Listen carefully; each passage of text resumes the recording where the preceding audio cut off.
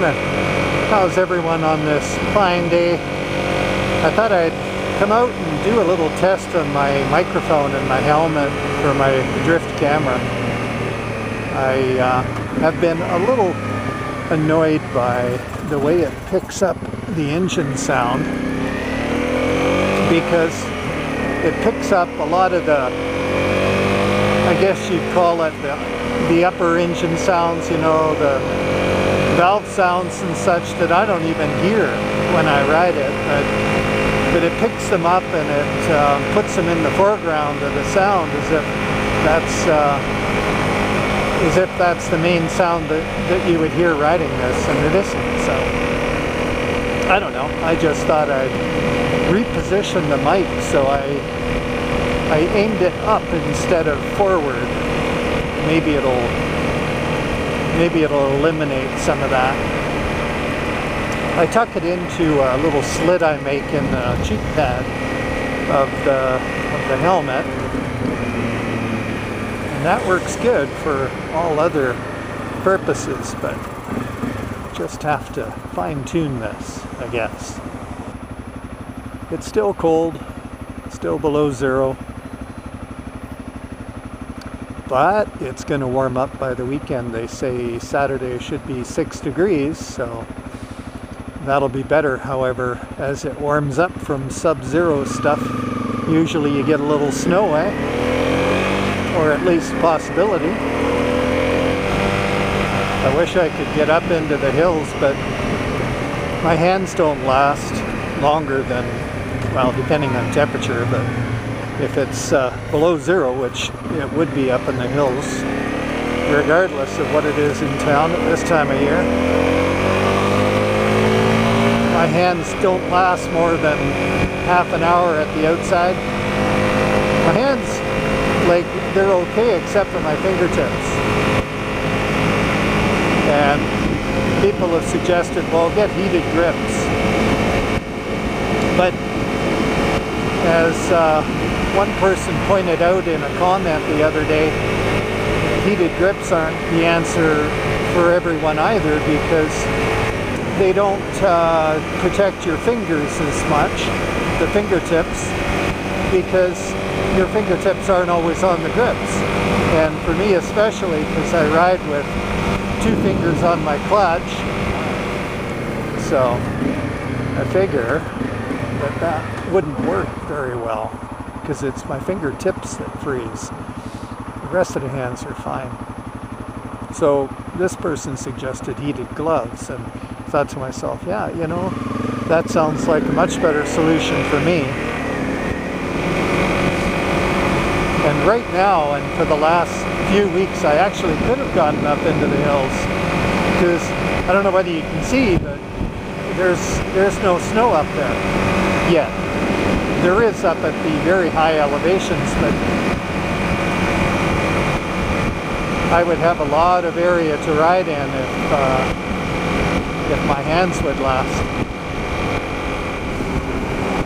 So what else is new? Yesterday I was watching some clips on the computer of old martial arts films, and there was some of Bruce Lee and David Carradine, that sort of thing, and there was this one, I forget what it was called, but it was vaguely, if I remember, it was about this search for this book that would be disclosing the secret of the universe, the secret of life. So they fought for this book and went on this dangerous search, and finally they found this book, and he thinks, yes, I've got it, you know, this incredible book of secrets, and he opens it up and there's just a mirror on the first page, and then he keeps flipping the pages and all there is mirrors. So all he sees as he goes through this entire book is himself. And I thought, wow, that's so cool. I mean, how true, isn't it? And what else is new? I got some stuff coming from Canada's Motorcycle online shop, And I got, let's see, I got a new rear tire. Gonna go with the Kenda K270. And I got a plastic Motions Pro rim strip coming. It's kind of like a tape, I like it. And I got a couple sprockets and a chain.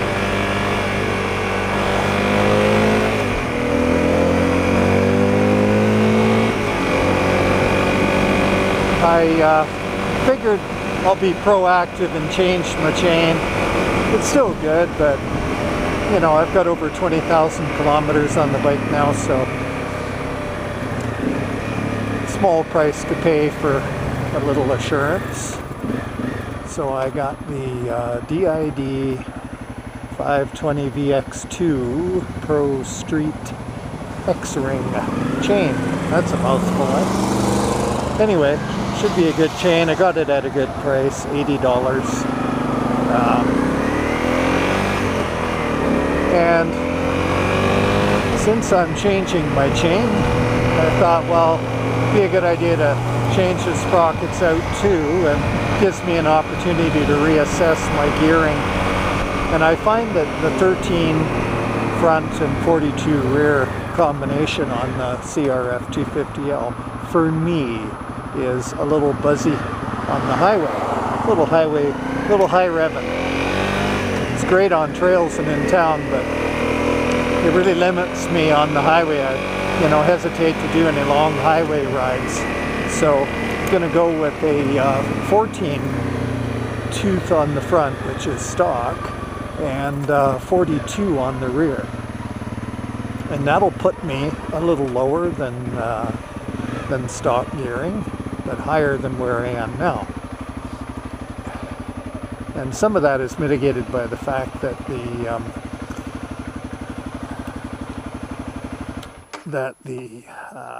K270 tire is a little smaller in diameter than the D606, which I have on there now.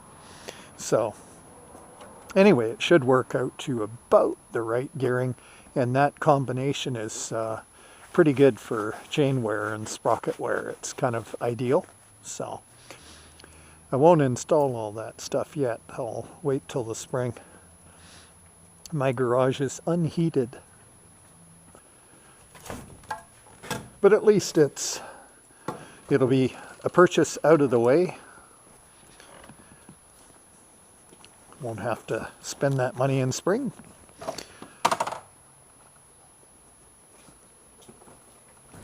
I'm sure there'll be other things I'll be needing money for in spring. Well, I'm going to go in and warm my fingers up. So you guys have fun, ride safe, stay warm.